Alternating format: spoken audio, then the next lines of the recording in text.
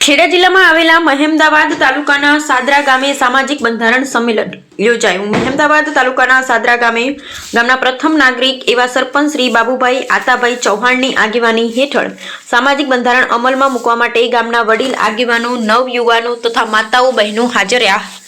મુખ્ય મહેમાનો તરીકે સમસ્ત ક્ષત્રિય સમાજ એકતા સમિતિ અધ્યક્ષ સંયોજક સોઢા વિષ્ણુસિંહ દીપસિંહ, ક્ષત્રિય કરણી સેના પ્રમુખ હેમંતસિંહ ચૌહાણ, પ્રવીણસિંહ ચૌહાણ હાજર રહ્યા।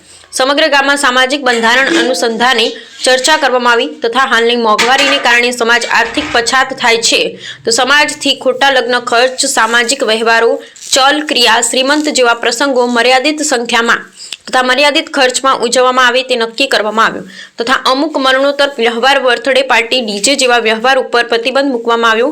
ગામમાંથી 18 આલમના ભાઈઓએ આ નિર્ણયોને આવકાર આપ્યો તથા ભગવાનની સાક્ષી બંધારણ મંજૂર કરવામાં આવ્યું। વિજયસિંહ સોઢા પરમાર ભેગા થયા છીએ। સમાજનું બંધારણની મીટિંગ 11/1/2026 સિદ્ધનાથ મહાદેવ ખાતર સાથે આપણે મીટિંગ કરી અમે સમાજનું બંધારણ નક્કી કર્યું છે। હવે ગામે ગામથી જે પ્રતિષ્ઠિત વ્યક્તિઓ હતા, ધારો કે સરપંચ છે, ચેરમેન છે, એ બધાને આપણે આમંત્રણ આપ્યું હતું। હવે એ જે વ્યક્તિઓ બધા ભાઈઓ આવ્યા હતા, વડીલો આવ્યા હતા, એમને ખબર છે કે સમાજના બંધારણ શા માટે કર્યું અને શું કરવા કર્યું, પણ તમને કોઈ ખબર નથી અને સમાજનું બંધારણ ખરેખર જરૂરી છે। એમ વડીલશ્રીએ અમને કીધું કે સમાજનું બંધારણ કેમ કરવું, તો સમાજનું બંધારણ એટલા માટે કે આપણો સમાજ આર્થિક રીતે બહુ પછાત છે। શિક્ષણની વાત કરીએ તો આપણો સમાજ સૌથી પાછળ શિક્ષણમાં છે। એનું કારણ એ છે કે કુરિવાજો આપણા સમાજમાં સૌથી વધારે છે। હવે સમગ્ર ક્ષત્રિય સમાજ દ્વારા જે બંધારણ નક્કી કરવામાં આવ્યું એમાં જે સમાજે નક્કી કરેલા જે મુદ્દાઓ છે એ હું તમારી આગળ જાહેર કરીશ। ભાઈ યુવાનો બધા બેસી જાવ તો સારું છે, કારણ કે આ જે બધા વડીલો ભેગા થયા છે તમારા ભવિષ્ય માટે થયા છે। એની જગ્યાએ આપણે રોકડ વ્યવહાર કરી દઈએ। હા, કંઈક દીકરીઓ હોય, દીકરીઓને આપણે એવું લાગતું હોય તો એમને પહેલી સાડી વાળી લાવવું હોય તો એને પૈસા આપી દઈએ તો જેથી કરીને વ્યવસ્થિત સાડી લાવી શકે। નકર તિજોરી ઉભરાય ફેરા કોમમાં આવે નહીં, અને એ પૈસા કોણ કમાય? વેપારીઓ। મારે પોતાની કાપડની દુકાન છે પણ છતાં આવું કહું છું, બરાબર? કારણ કે પેન્ટ પીસ તમે જોજો ઘણા ઘરમાં ફૂલ ઢગલા પડ્યા છે, એ કશા કોમના ફરો એ સીધા કોમમાં આવે છે?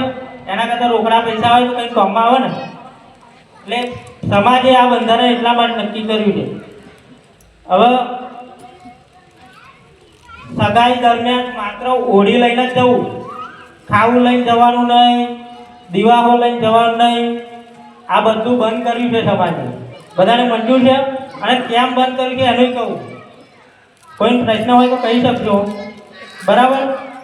સમાજે બંધ કર્યું એનું કારણ કે ગોરી વરત લીધી હોય, બરાબર?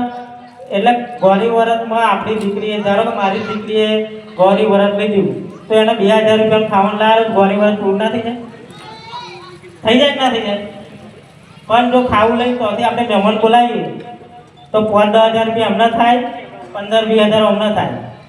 ગૌરી વરત 5 વર્ષમાં ભૂગા નીકળી જાય ને, બરાબર? થાય કે ના થાય? એવું ભુવાજી થાય ને એવું? એના કરતાં તો 2000નું જો ઘરમાં જ આપણી પોતાની દીકરી લાવેલી હોય તો 2000માં પૂરું થઈ જાય ને। કારણ કે આ ખોટા ખર્ચા બચાવવા પડશે અને ખોટા ખર્ચા બચાય અને આપણો છોકરો બનાવવો પડશે। છોકરો બનશે ને તો 2 વીઘો રાખશે, બાકી હવે રખાવાનો નહીં।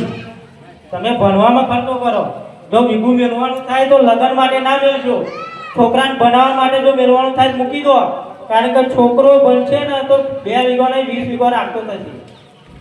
પોતાનો છોકરો શિક્ષિત હશે તો રાખતો થશે, પણ પહેરવામાં તો મૂકી દીધો તો એનો ઘર સંસાર ચલાવતો પહેલા 1 વીઘું જમીને ડોહાય નીકળીને એવું કહે એક ના કે દેખા દેખીના ખર્ચા બંધ કરવા પડશે। બોલો મંજૂર છે આમાં?